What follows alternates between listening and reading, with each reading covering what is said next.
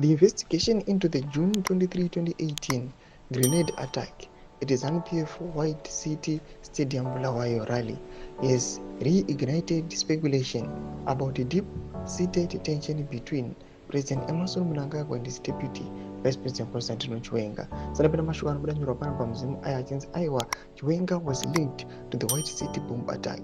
Don't subscribe or like or turn the bell. Kutipina panapa mnaona bwana wachiti. The attack which targeted Mnangagwa and other high-ranking officials resulted in 2 fatalities and injuries to several key figures, including Vice President Kembo Mohadi and the Defense Minister Opa Mchunguri. Imaging evidence has led investigators to suspect military involvement in the assassination attempt. This development has intensified scrutiny of Chiwenga, who had recently transitioned from his role as commander of the Zimbabwe Defense Forces to vice presidency. Although there is no definitive evidence linking Chiwenga to the attack, the implications are significant given to the long-standing power struggles within ZANU-PF. Police investigations initially suggested that the grenade used in the attack originated from Zimbabwe's military.